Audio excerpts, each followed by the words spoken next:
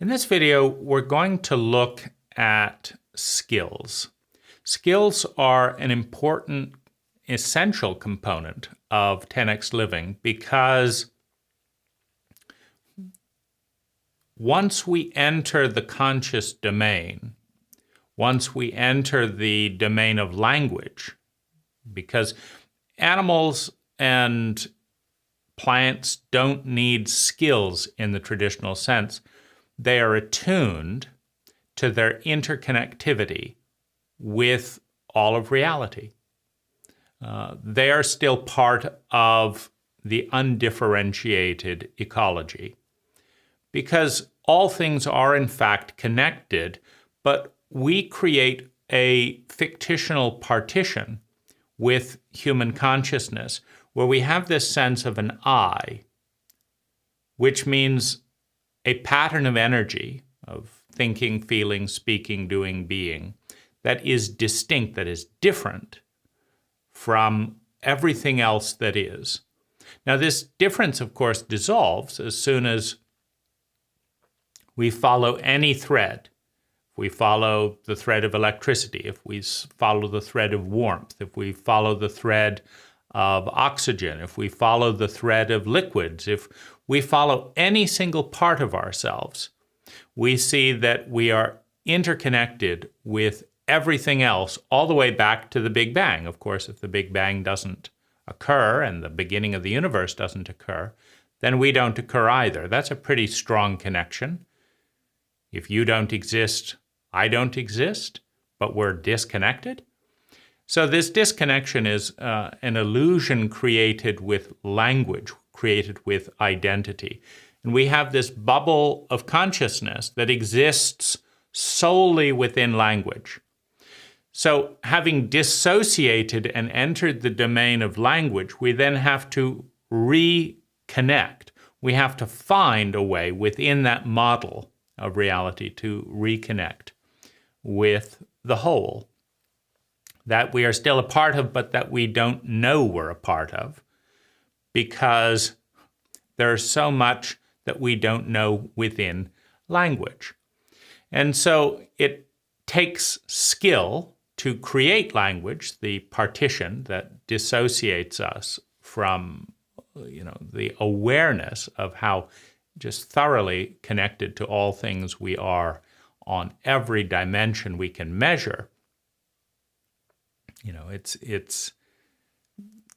It's a very big split because we're over here saying we're disconnected, and the truth is over here showing that we're connected in every way imaginable. But this one little domain inside the conscious mind of thought, we can hold out because, in this domain of thought, we get to choose what we think about, what we focus on. And so we can hold out as long as we want. We can think this, we can look at this word, we can define this finger as separate from this finger, even though, of course, one finger cannot survive without the hand. And one person cannot survive without the species, and one species cannot survive without the planet, without the universe. But we can pretend with language that we are distinct. And one of the easiest ways to pretend this is to focus on words, because people use words differently than all other creatures that we know about, and people talk differently than one another. And so if we just focus on language, we can maintain the illusion. So what are the skills that we want in a 10x life? Now, I'll start with dispensing with most of education. In education, you learn to memorize things. You learn to do things on command. You get told, do this by this time. And then what you're graded on is, did you do that by that time? If you are told to write an essay about Ernest Hemingway, That's an assignment and deliver it at 9 a.m. The next morning. Then if you write an essay about your revelation of, how to create a peak experience, you were dreaming and you get up and you write, I could have a peak experience like this and like this and like this, and you turn it in at 7 a.m. or at 10 a.m., well, you failed on both counts. You didn't write about Ernest Hemingway, and you didn't turn it in at 9, and so you failed. But you were actually more intelligent. But intelligence is not what is being measured in education. Conformity is being measured. Now you hope, the theory is that what you're being asked to conform to is intelligent. But that is, of course, predicated on the intelligence of the teachers, who are also not graded on how happy, creative, and how much their students contribute in the world. Teachers are not graded by this. They are graded by how much they conform to a system that was not created by people who were measured on their contribution to well-being or ecology, or in most cases, anything useful. They were measured by how they conformed to another system, the system of administration, the system of this, the system of that. And so education, if you look at what you learn, reading and writing and speaking, are perhaps the single most important talents. A mathematical awareness to some extent, and certainly addition and subtraction and multiplication and division, are useful as an awareness, whether or not you actually add or subtract anything on a given day. As an awareness, it's a tremendously useful language. The amount of time I've used algebra in my entire life, 0. The amount of time I've used calculus, 0. The amount of time I've used long division out of school, no. Calculators have made that useful, easily done that way. So what about history? Certain aspects, understanding that patterns repeat themselves and understanding what important patterns need to be studied, very important. However, one of the phenomena with history in just about every cult on the planet is that the history never teaches us to examine our own cult.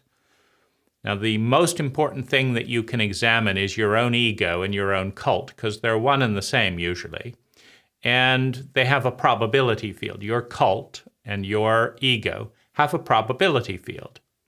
You go through, a 10-year period with you and your cult, you will have a certain statistical probability that your cult will go to war, or won't. It will or it won't. Statistically speaking, you've got that probability. How many people in the cult are suicidal? How many people in the cult are depressed? How many people in the cult invented something really useful, and how many people in the cult are happy? How many people in the cult are living sustainable lives where things are getting better and better in areas of health and well-being and awareness? So that is largely a repeating pattern, but it is not studied in history. What is studied is dates and names, as if it is in the past. But the only use of history is to perceive larger patterns. If certain patterns take 10 years to repeat and you can only see one day, then you never see the 10-year pattern. So understanding that everything has a cycle, everything is in a revolution. Everything has a cycle, and that every cycle has a different scale. Some cycles are 10 years, some are 5 years, some are 100 years, some are 1,000 years, some are 100,000-year cycles. And you need to understand what cycle you're a part of, because that's the art of timing. If you arrive for the solar eclipse 10,000 years ahead of schedule, it's not very useful. You were there at the right place, understanding the right pattern, but you got your timing wrong. If you invested in Microsoft after it went bankrupt, you just got your timing wrong. And understanding the cycles that we're a part of and what their pace is, that's incredibly important. So you will not learn anything about that in school. Understanding how to think, how to evaluate systems on various metrics of intelligence. Again, very, very important. You will not be given a single hour of training in that arena, because the first thing any child would do if given a single hour of training in that arena is they would evaluate the intelligence of their parental system and their governmental system and their educational system, and they would find them lacking, which would turn the attention in a useful way on the grown-ups around them that are claiming authority, claiming authorship, which is fine if you are accountable for the competency of what you author. It's not fine if you claim authority but refuse to be measured in the impact of what you author. That's not very intelligent. And so we can dispense with most of education in the examination of the skills that are most important in well-being. Certainly, ecology is a vitally important skill. So, at least in my education, I didn't learn anything about it.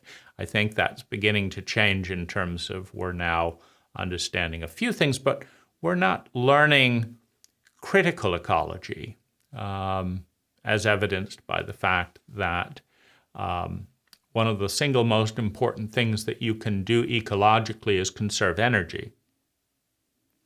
To tear out one home and put in a recycled home, for example, is absurd, because you're consuming vast amounts of energy to haul something off to a landfill so that you can buy something, more ecological. The change of making any change at all is often hard on in ecology as a stressor.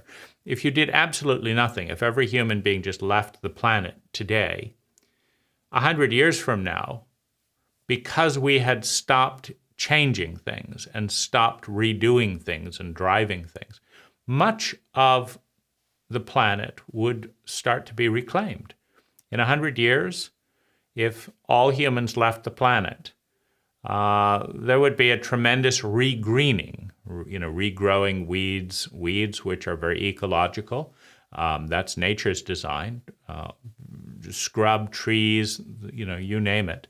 All the roads would gradually crack up and be regrown with vegetation, and the carbon cycle would largely stabilize, and the temperature cycles would become less volatile, and with it, storms, because the canopy that insulates and protects from volatility, that would that returns naturally. And the only difference would be we wouldn't be changing things. We would not be imposing a design onto something that is. And so this is, these are things that we learn little about. So let's look first at, I'll review my own life and look at what's been useful.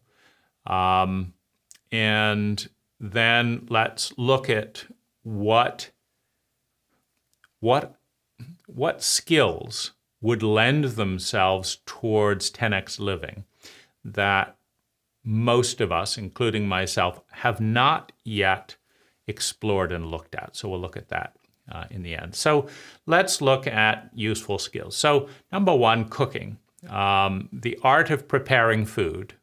Every human being in the history of humanity is going to eat food. And they're going to eat food regularly. In most of our cases, 3 or 4 times a day. So we're going to eat and we're going to drink 3 or 4 times a day. Now, if you can make that eating and drinking 10 times more efficient, 10 times more easy, with ease, and 10 times more healthy and 10 times more delicious, that is a useful talent, because every single human being in the history of humanity is going to eat multiple times a day usually, and why not make that 10 times more intelligent? So in the domain of consuming food, you have a couple of things. Well, if we understand that we're part of an ecology, there's some intelligence in growing food locally that will be consumed locally, because you conserve energy. That's part of intelligence. Conserving energy for higher yields. In investing, that's lowering the risk or the price and increasing the sale price, the profits, right? So you want to lower the yield. So reduced costs of transportation, that's shipping containers and the shipping and train networks and boat networks and crane operators. But also if you can eat locally, i.e. if you can walk to your food, out to an organic garden, etc. Now, organic is intelligent simply because our body has grown out of an ecology. It's part of an ecology. It's grown out of an ecology. And ecologies naturally attune to one another. So the reason it's good to eat things that your body has been exposed to for millions of years, as it has evolved from chimpanzees or whatever it was, is simple. It knows how to deal with that. It'd be like if you have a computer that runs Windows and you load a Windows compatible program. Well, that's intelligent because they're tuned to one another. If you load a program for some other operating system, it's not going to work very well. So attuning to what is familiar generally is more easy, right? You invent a brand new compound, a brand new set of chemicals that has never existed before on the planet. Well, now your body is less likely to know what to do with that, just like a computer will not know what to do with a very good, might be brilliant, computer coding. It just has nothing to do with the current operating system. And so it's just not very intelligent to write a completely different code on an existing operating system. The body is an existing operating system. It's been around, evolving since the Big Bang, but on this planet, slowly moving from this, that, and the other, and it knows that history.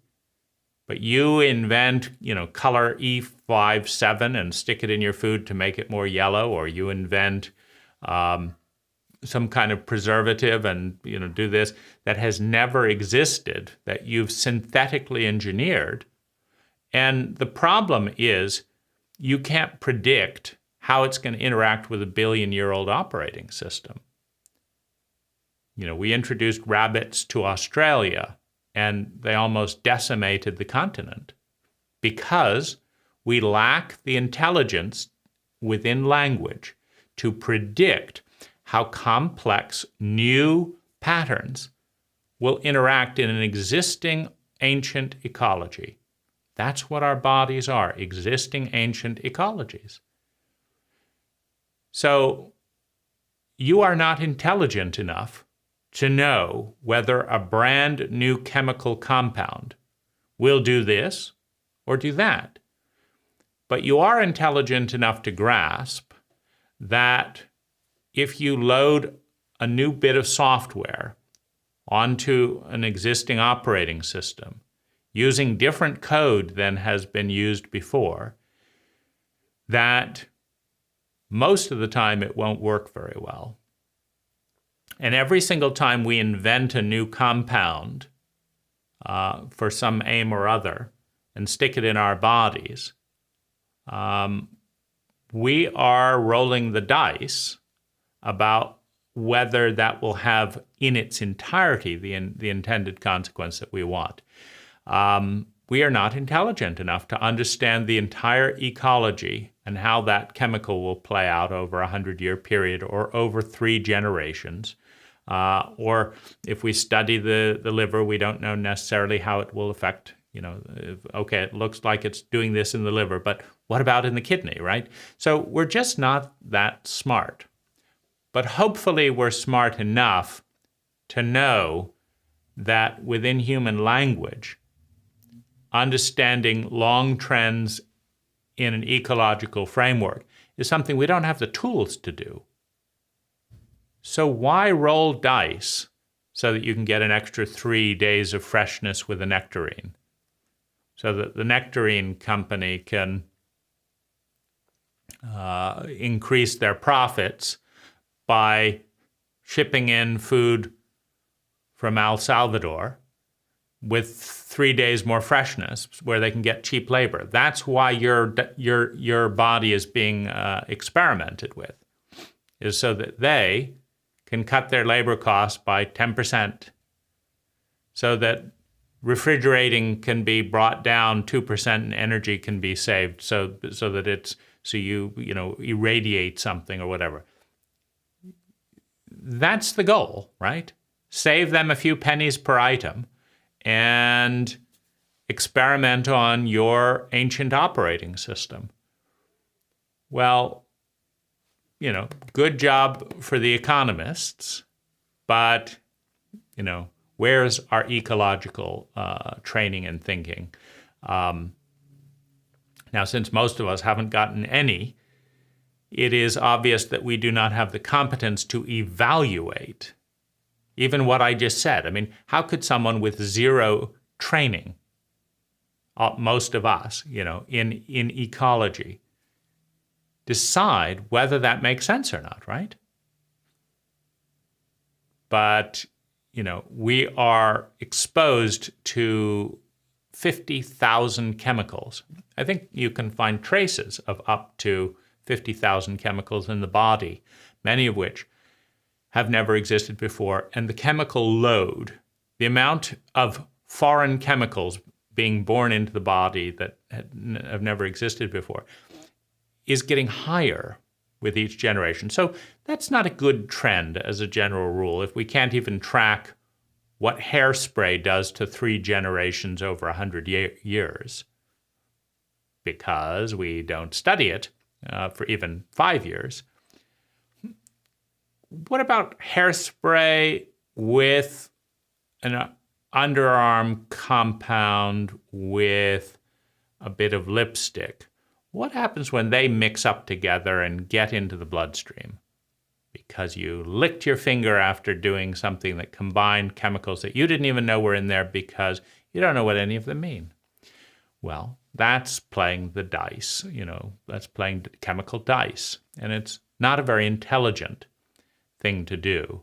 It may be fascinating if you are a sociopathic scientist, but it's not a very intelligent thing to do. And so that's where we, what we're doing right now. And learning to do less of that could be, a useful skill. Reducing unknown variables that nobody's measuring in our own bodies. Useful skill.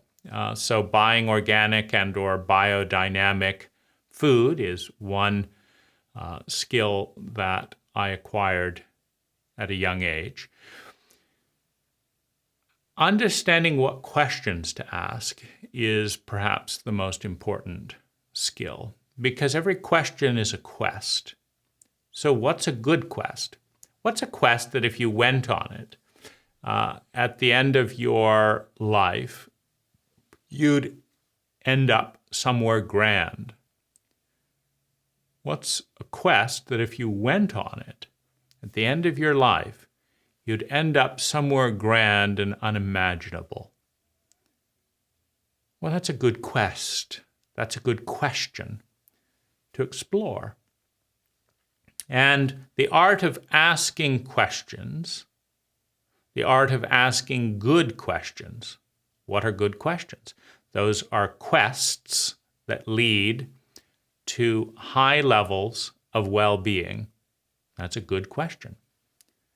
Bad questions are quests that take lots of energy and lead round in circles or nowhere, or to misery and mediocrity. That's a bad quest.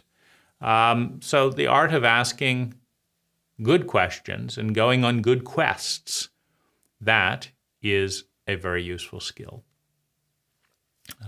And I used that to hack my own education with the quest, what skills will the species need in the next 100 years? What will be most useful? If I was to learn this over the next 100 years, what would be most useful? I thought this was a great quest. And I answered it in my own 14-year-old way. With grounded imagination would be one of the most useful skills. Sales, the art of selling something. Creative and effective writing, a useful communication tool. Ecology, understanding ecological design. Turning something that people call garbage. Garbage is just a large volume of energy that the people who call it garbage do not know what to do with. It's a large, potent volume of energy that is, meaning it has a very big possibility field. But the people who call that energy garbage are doing so because they don't know what to do with it. And so that's why they call it garbage. They don't know what to do with it. And so if we called it, this is energy that you and you and you and you don't know what to do with, we might be a little bit closer to the mark, because then we could say, well, what do we do with it? And that's a useful question. What do we do with this energy that we've created? And how can it be useful? Well, that's a great quest. And since we create 100 tons of energy for one 200-pound body over the course of 78 years, that an American calls garbage, there's 100 tons of potent energy that lots of people haven't figured out what to do with, but are making more and more of it, even though they don't know what to do with it. So for the time being, they're putting it out into the atmosphere as chemical load, or they are burying it in big holes in the ground. Makes no sense. It makes no sense that we're not studying that very interesting quest, how to take these huge piles of energy and transform them into well-being. That's wonderful. That's a great quest. So I thought that would be a good skill to study. Yoga, how to come into one's own body, a good skill to study. Meditation, a wonderful skill to study.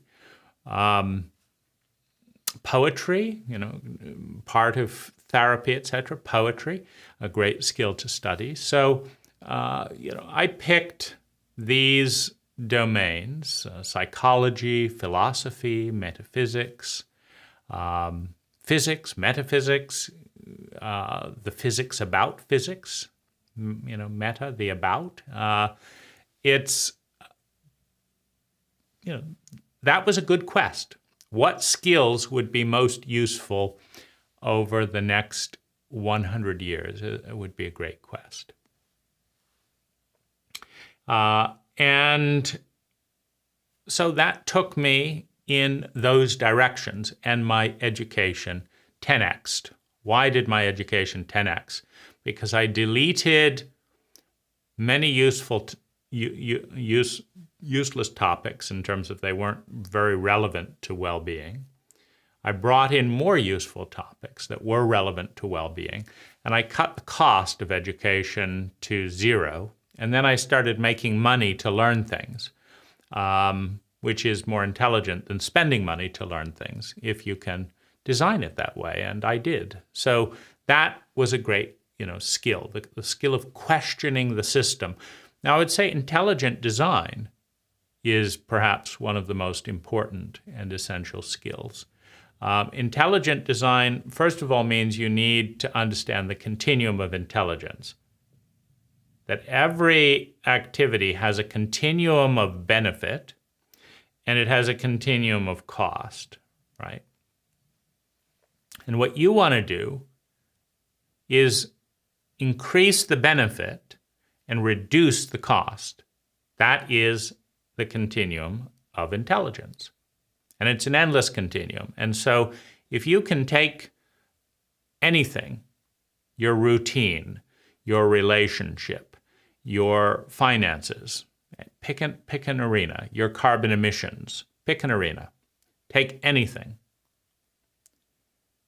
analyze its value, which is how much well-being it generates, that's its value, and its cost, how much energy it consumes. And if you can imagine it 100 different ways, 1,000 different ways, that's the first part in this design talent.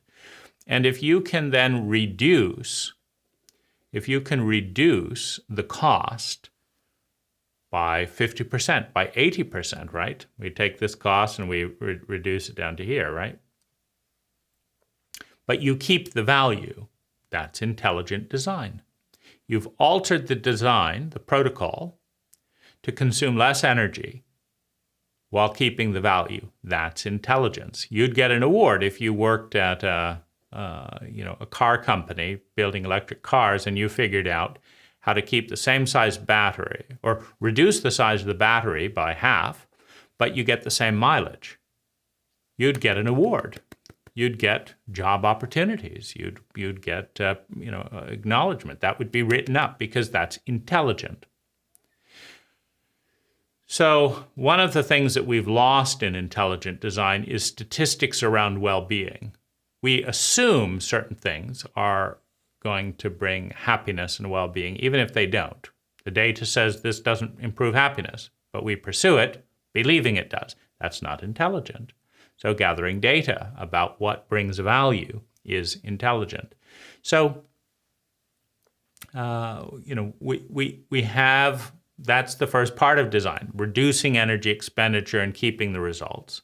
Measuring the energy expenditure and the results, that's, knowing what intelligence is, that's the very first step. And then increasing the results. Let's get more, let's get even more well-being. Go up more dimensions. Like before it was good in the visual dimension. But now it's good visually and emotionally and in our noses. Now it's good in all of these areas. That's more intelligent because we're delivering more value for the same unit of energy. That's intelligence.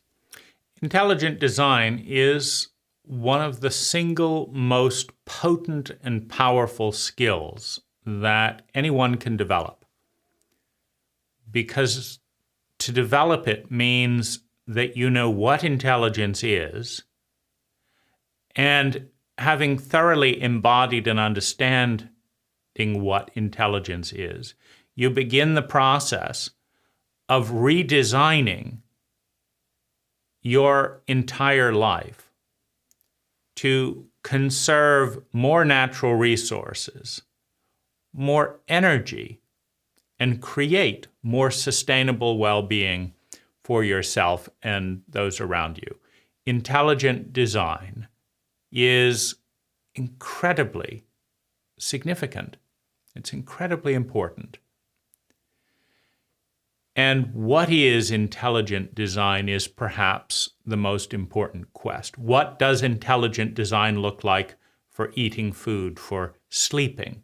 So the areas that deliver the highest yield are a redesign of the things that everyone is doing, everyone will always do, repeatedly. So we have food, we just touched on that. We have sleep. Now, if you can redesign sleep to deliver 10 times more value,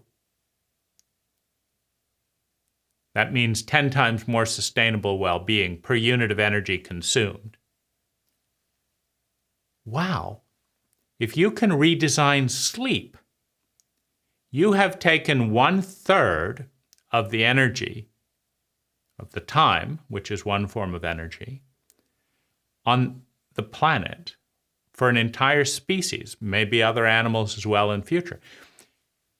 If you can hack sleep and redesign it to deliver more value, even if you doubled the value of sleep in 20% of your species, that would be the single biggest contribution to human well-being, perhaps in the history of the species. Because you've doubled the value of 1/3 of a life for more than 1 billion people. That's powerful. Now, before you can assess that, you've got to be able to measure what is well-being, right? If you can create good metrics for well-being, wow. You can't have intelligence until you can measure well-being. You cannot have intelligence until you can measure well-being.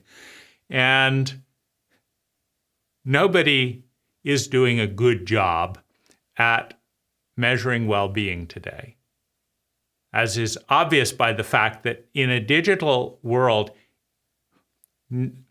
answering the question how happy you are mentally, emotionally, physically, etc., is free. And nobody's asking. Nobody knows how happy you are on a gradient. And nobody knows what would make you 10 times happier. You don't even know it. That's a phenomenal opportunity. These are important skills that we are still learning. We're still grasping that they're important, let alone, tackling and sorting these things out. And so this is, this is an incredible talent. Now,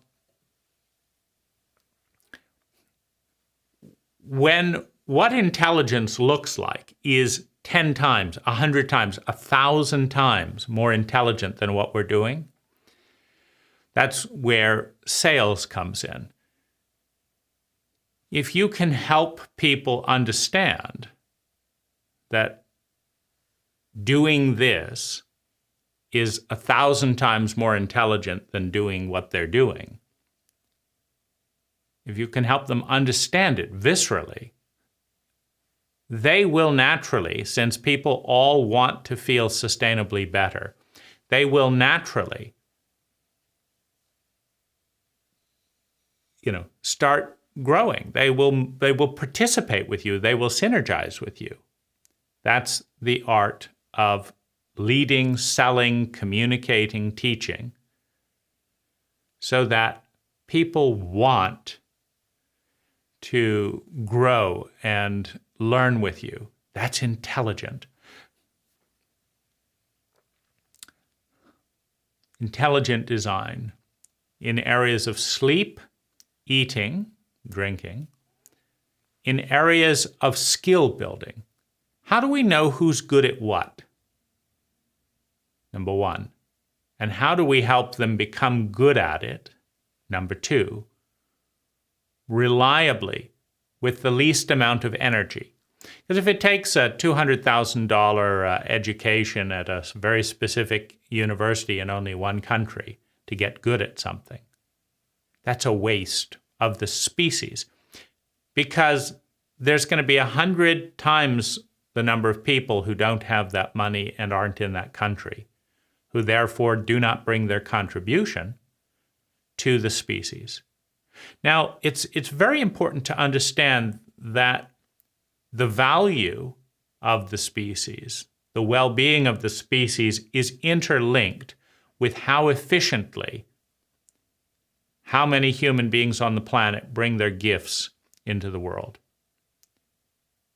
You could kind of see every human being on the planet as a supplier of value, as a potential supplier of value. Now, if 90% of the human beings on the planet are supplying 5% of their value, for the simple reason that nobody asked what they were good at and nobody helped them develop the muscle to be good at it, and then if they were good at it, nobody connected them with the talent pool. All that means is that as a species, we are generating 5% of the value for everyone as a species that we could be generating. That's all that means. And it's a waste, isn't it? It's a waste to settle for 5%. Any more than if you had billions of dollars in a bank account, but because you didn't know what you were doing and you didn't know that you didn't know what you were doing, you only had access to 5% of it. It's a waste. And waste is not intelligent. The more waste in a system there is, the more things you look at and you say, that's garbage, that's garbage, that's garbage, that's garbage. The more things you look at and say, that's garbage, the more waste your mind is generating. Because to look at something and say, that's garbage, that's garbage, that's garbage, is to look at something and say, I don't know what to do with this, this, this, this, this, and this. It's energy around me that I don't know what to do with. That's waste. The waste isn't the energy. The waste is your lack of intelligence to do something with it that's useful. Now, it is useful to understand the limits. I don't know what to do with this, this, this, and this. And that's not very intelligent because it's all around me. I don't know what to do with this depressed person. That person is around you. If you knew what to do with them, they would not be depressed anymore. Or you would learn about depression and psychology. Either way, it would be useful. You've learned about psychology, or you've learned to help bring them well-being. Both of those are useful.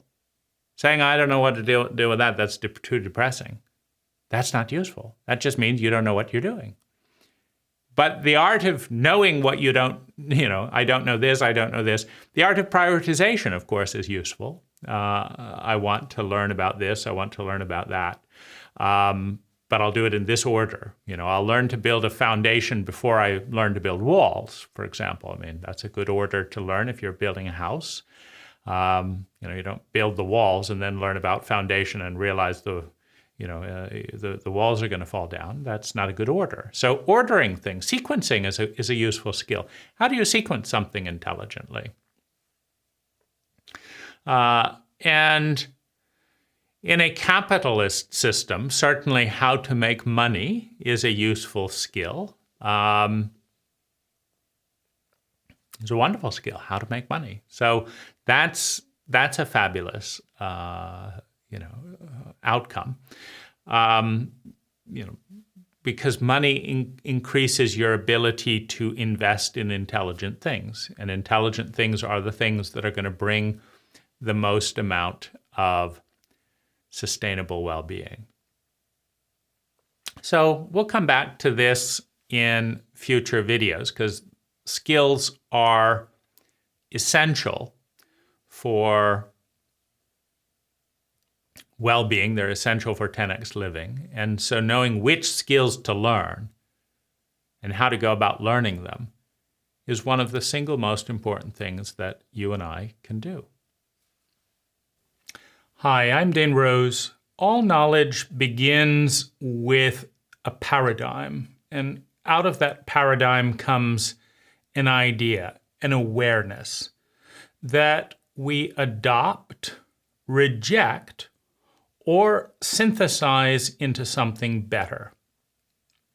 It doesn't become wisdom, it doesn't become useful until we take action, until we integrate it into not only our thoughts, but our feelings, our body, our words, and our way of being. For that to occur, we have to move from the passive media paradigm into more active engagement. In the link below, in the More Information section, is an invitation to join a very small, deliberately filtered, high-quality discussion with a group of people who share a common language and want to work with these ideas, with me and with one another, with the sole goal of creating 10 times more sustainable well-being for ourselves and those around us per unit of energy invested. Thank you for watching.